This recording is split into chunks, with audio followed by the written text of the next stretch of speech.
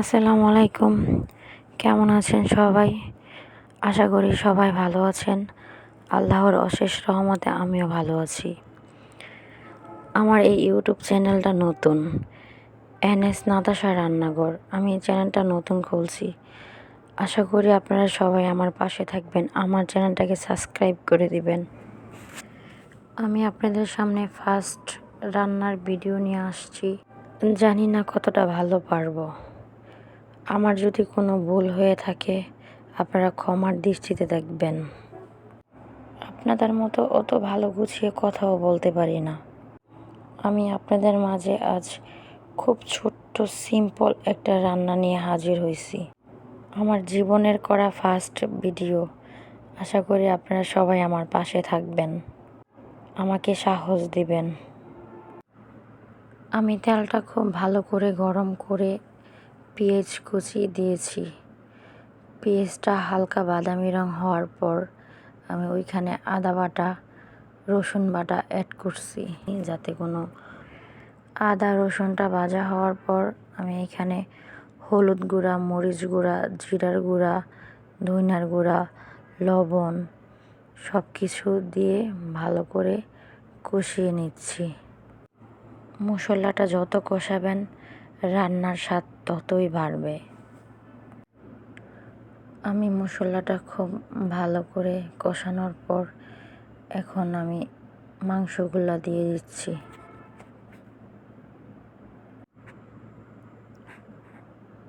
মাংসগুলা দিয়ে আমি ভালোভাবে কষিয়ে নেব।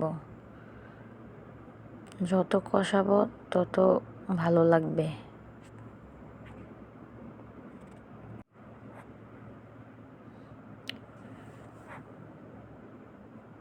মাংসগুলা কষানোর পর আমি কিছুক্ষণের জন্য ঢাকনা দিয়ে রাখবো।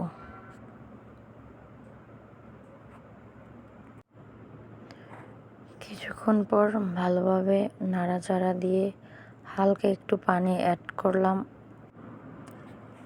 আমি আবার কিছুক্ষণ কষাবো ভালো করে। কিছুক্ষণ কষানোর পর আবার আমি ঢাকনা উল্টিয়ে নাড়াচাড়া দিয়ে নিলাম।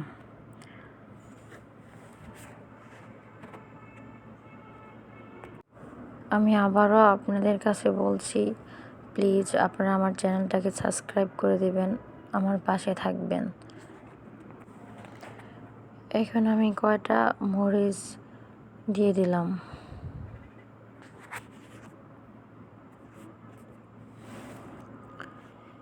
মরিচ দেওয়ার পর ভালো করে নেড়ে ছেড়ে দিলাম।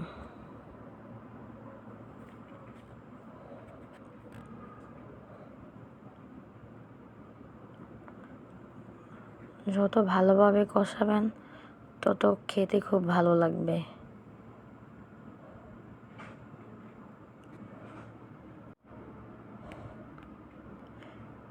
এখন আমি একটু পানি দিয়ে দিলাম। যেহেতু আমি অনেকক্ষণ কষাইছি, মাংসগুলা এমনিতেই ভালোভাবে সিদ্ধ হয়ে গেছে, তাই অল্প পরিমাণে পানি দিলাম।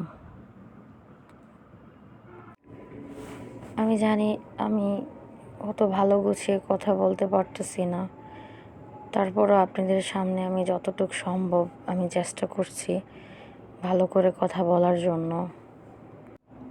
আপনাদের মতো অত ভালো করে ভিডিও করতে পারি না। রান্নার প্রায় শেষ পর্যায়ে চলে আসছি। আমার রান্নাটা প্রায় হয়ে গেছে। এখন আমি নামিয়ে নেব।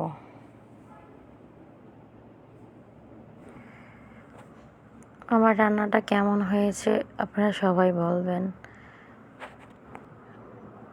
যতটুকু পারছি আমি চেষ্টা করছি ভালো করার জন্য। জানি না কতটা ভালো করতে পারছি। কোনো ভুল হয়ে থাকলে আপনারা প্লিজ ক্ষমা করে দিবেন, ক্ষমার দৃষ্টিতে দেখবেন আর আমার পাশে থাকবেন।